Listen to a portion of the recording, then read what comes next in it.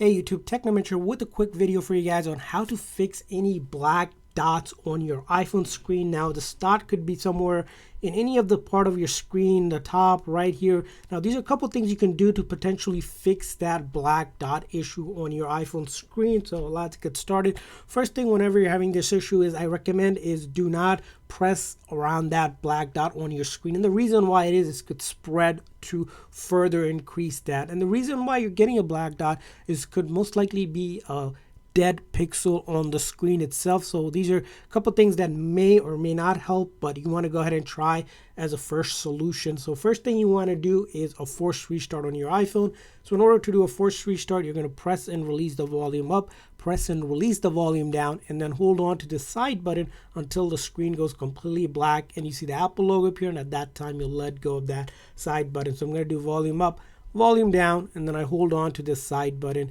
Again, make sure you press volume up and volume down quickly before holding on to this side button.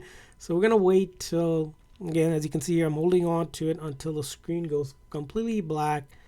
And I'll wait for the Apple logo to appear, and at that time I let go of it. All this does is basically shuts down the phone's software and reloads the code. So if any chance that that dot is formed from a software bug or glitch on the screen, this will fix that black dots or black dots on your screen. So go ahead and try that. Now the next thing you want to do is going to be doing a software update on your iPhone. So go into your setting of your iPhone, and then from there on we're going to go to general, software update, and see if there's an update available. Sometimes what happens is if you have a software that recently updated and there's a software update available for your iPhone, right, it might fix a previous bug that caused that black dot to appear. So go update your phone to the latest version that's available. Now after doing that, the next thing and the final thing you can do before considering a screen replacement is leaving your phone in a warm spot or even under direct sunlight. Now you don't want to overexposure, just a little bit